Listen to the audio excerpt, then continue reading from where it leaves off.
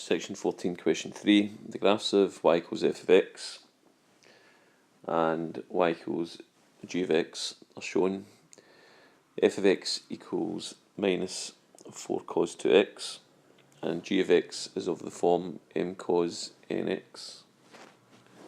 Write down the values of m and n. Well, we know that the amplitude m is given by half the total vertical height. The curve goes up to 3 and down to minus 3, so that's 6. Half that and I get 3, so m equals 3. We also know that n is the number of complete cycles that we get in 360 degrees, and that's the number of complete cycles in 2 pi. So there's 1 cycle in pi, which means there's 2 cycles in 2 pi, therefore n is equal to 2.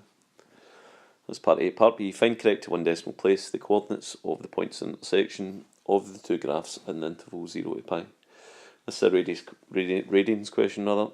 It's a calculator question as well, so make sure that your calculator is on radians mode. Now to find the points of intersection here and here, I'm going to make y equal to y. So that's minus 4 cos 2x plus 3 is equal to 3 cos 2x. I'm going to bring this across, and that will be minus 4 cos 2x minus 3 cos 2x, that's minus 7 cos 2x. And bring that across will be equal to minus 3.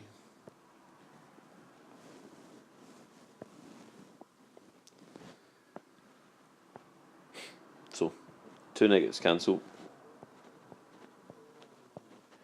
Cos 2x equals 3 over 7. Now we've got double angle formulas available for cos 2x, but they wouldn't be appropriate in this case. If I've got a trig equation with another trig element, that's when I use the double angle formula. So the double angle formula is not appropriate with this particular question. So I've got cos 2x equals 3 over 7. First thing that I'm going to do is multiply my limits up by a factor of 2. And that means for 2x I'll be looking between 0 and 2 pi. So that's 2x equals cos inverse 3 over 7. Put my cast diagram.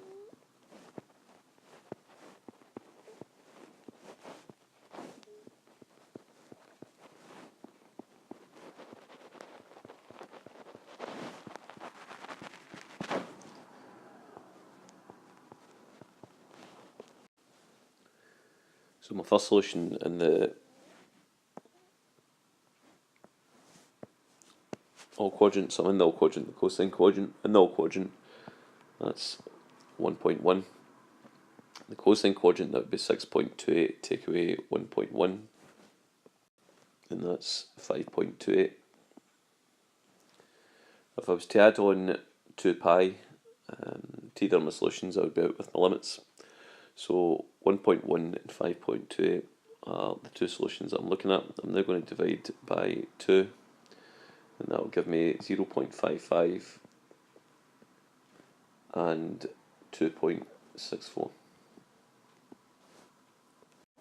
which to one decimal place is 0.6 and 2.6.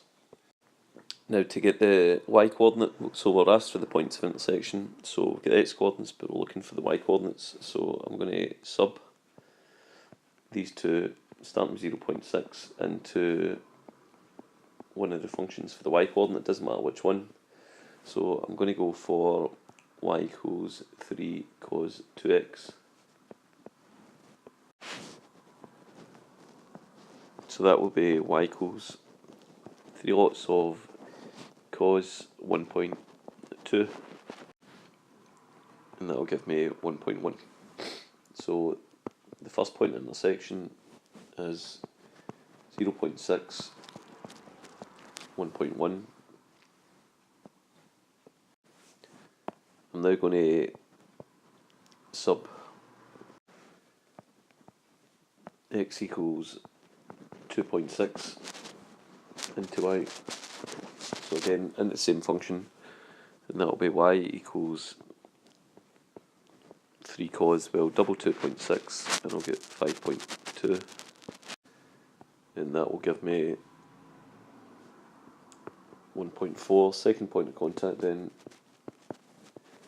is 2.6, 1.4. Part C says calculate the shaded area. Well, there's the shaded area here. You can see that the upper function is f of x, the lower function is g of x, and I'm going to be integrating between here and here. I've already found those limits, so the lower limit x coordinate is 0.6, the upper limit x coordinate is 2.6. So between 2.6 and 0.6, and it's upper minus lower.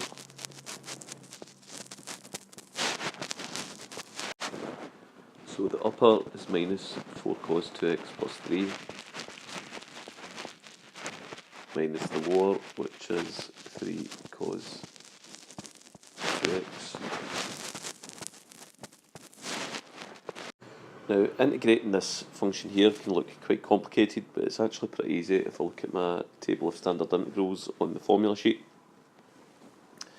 So you integrate cos ax and you get 1 over a sin ax.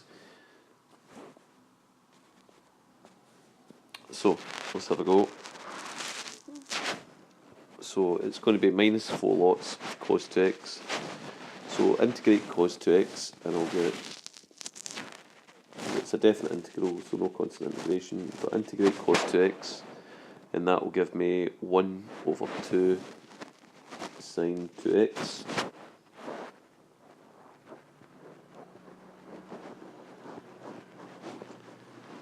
But remember, I need to multiply that by the minus 4 on front.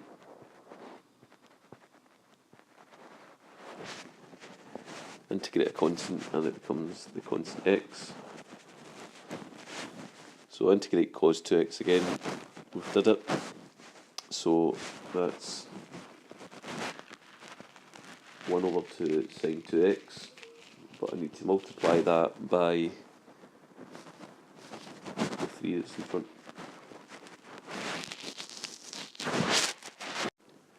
That's between 2.6 and 0.6. Now I've just taken a line to tidy this up a wee bit. Minus 4 times a half is minus 2. Minus 3 times a half is minus 3 over 2. And I put the 3x over here. I'm still going to collect together these two. So minus 2 is minus 4 halves. Minus 4 halves minus 3 halves is minus 7 halves. And I put my 3x across there, so I'm ready now to make my substitutions. So minus 7 over 2 sin 2x. We'll double 2.6 and I'll get 5.2. Plus 3x, 3 times 2.6 is 7.8. Minus 7 and 0.6. 2 lots of that is 1.2. 3 lots of that is 1.8. If you take your time and accurately put that stuff into the calculator, you should get 10.9 minus 1.5, which is 12.4 square units, and that is the final answer to the question.